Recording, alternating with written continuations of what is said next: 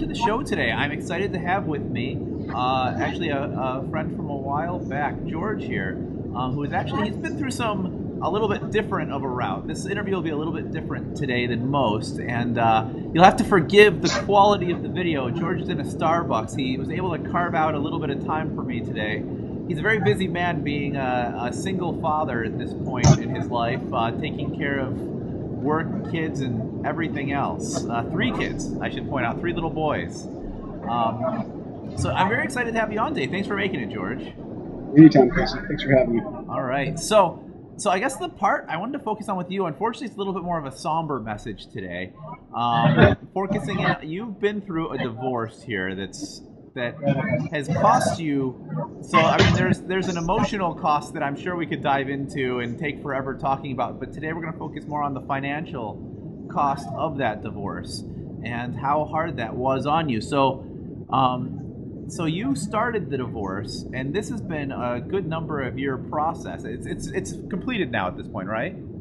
Yeah, it's completed now. I didn't file for divorce. Yes. But the divorce proceedings began about 4 years ago. Okay, that's right. So it started with your wife actually leaving you, and filing for the divorce, and then you, for the most part, were defending it, trying to save the marriage, bring some resolution and stuff like that. But through that process, you were telling me earlier, you can pretty easily calculate you're close to the 6-figure range as far as how much it actually cost you. Right. Attorneys, yeah, we litigated for about 2.5 years. It's been somewhere in the neighborhood of about $80,000 in attorney's fees, and then in opportunity costs. I mean, I'm still not back to where I was income-wise 4 years ago. I had my career back in Seattle. I had to relocate for this. I live in the Oakland area, and so I figured opportunity costs has cost me somewhere in the neighborhood of $2 million to between $250,000 and maybe $270,000 over the last 4 years, just in lost opportunity costs as well. Wow! So basically, $250,000. I don't know if everyone in the audience heard that, but $250,000 in opportunity costs. Opportunity costs being the opportunity of him working and George doing all the other things, for anyone who doesn't know. But yeah, there was a number of opportunities you had to continue to be employed in your prior employment. And you said just now you're starting to get back to other. I mean, are you working similar jobs now, or is it just totally different career? Well, it's a totally different sector of my career. I'm doing more public works projects. Okay. Contractors do federal projects on Vandenberg Air Force Base and other places close by. One of my problems is I can't relocate and follow the jobs. So if there's a job on China Lake or at Vandenberg Air Force Base, I can't go because I can't leave my kids, Yeah. And the kind of work I did in Seattle, I did mid-rise mixed-use construction downtown. I did really high-end residential, full-service general contractor type work that isn't available. There's not a lot of that going on. Yeah. And the jobs that are here, when I've had them, they go for a duration of a project, maybe 6 months, 8 months or so, and they don't pay as much as do back in Seattle. Yeah. Wow. So I guess you have joint custody with the children. It's a 50-50 split, right? 50-50 split most of the time, and joint legal custody. Okay. And when to the naysayers who say that you could have maybe, it wasn't necessarily a loss of opportunity cost, could you explain, you explained part of the opportunity cost as far as not being able to move to better places for employment and being kind of tied down to where you're at right now, but also on the work side of things, through that time period, you were not able to work as much because of taking care of kids. Can you expand on that? Well, I'm a single dad now, and childcare cost money, a lot of money, and I don't want my kids raised by daycare or childcare. So I also want to have I'm personally pretty particular about who's watching my kids. I don't just leave them with anybody, and I want to have more of a hand at raising my children and teaching the things I want them to learn. I attend church every week, and we have certain rules and standards that I'm trying to teach them. And so I guess I'm a bit more hands-on, and so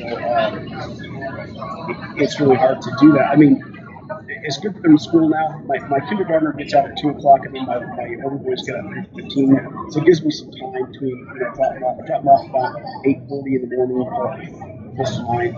It gives me a few hours in between where I can go out and do some things. But I've had to kind of reinvent myself. I find myself picking up a lot of side work or doing handyman type stuff or whatever. But it's not like when I was a project manager and worked in an office for 9 or 10 hours a day and had a salary.